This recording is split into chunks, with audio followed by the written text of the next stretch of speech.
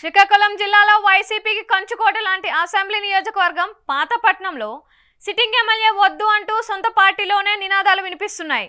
జగన్ అంటే ముద్దు, ఆ ఎమ్మెల్యే మాత్రం వద్దు అని అంటున్నారు.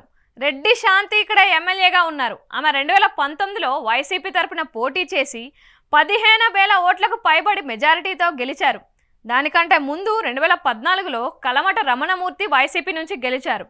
ఆ తర్వాత ఆయన టీడీపీలోకి వెళ్లిపోవడంతో రెడ్డి శాంతికి టికెట్ ఇచ్చారు.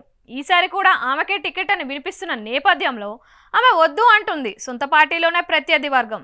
ఆమె పట్ల నియోజకవర్గంలో తీవ్ర వ్యతిరేకత ఉందని వైసీపీ నేతలు అంటున్నారు. ఆమె నియోజకవర్గంలో 5 ఏళ్లు లేరని, నాన్ లోకల్ గా ముద్రపడ్డారని అంటున్నారు. శ్రీకాకుళం జిల్లాలో జెడ్పీటీసీలు అన్ని వైసీపీ ఏకపక్షంగా గెలుచుకుంటే పాతపట్నంలో ఒక జెడ్పీటీసీ టీడీపీ గెలుచుకుందని, దానికి కారణం ఎమ్మెల్యే నిర్వాకం అని ఆరోపిస్తున్నారు.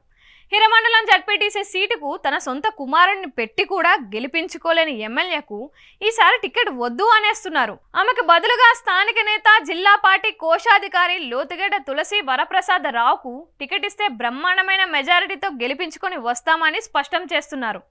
పాతపట్నం అసెంబ్లీ చరిత్ర చూస్తే కలమట కుటుంబం ఎక్కువసార్లు గెలిచింది. ఇక్కడ కాంగ్రెస్ కి కూడా పట్టుంది.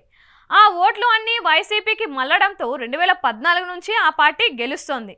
ఈసారి పాతపట్నంలో కొత్త ముఖానికి అవకాశం ఇస్తే గెలుపు ఖాయమని పార్టీలో ఓ వర్గం అంటోంది. వైసీపీ జిల్లా పెద్దలు అయితే ఇంకా అభ్యర్థి విషయంలో ఏ నిర్ణయం తీసుకోలేదని చెబుతున్నారు. వైసీపీలో రెడ్డి శాంతి పట్ల అధినాయకత్వం తీసుకున్న నిర్ణయం బట్టి పాతపట్నంలో వైసీపీ జాతకం ఆధారపడి ఉంటుందని అంటున్నారు.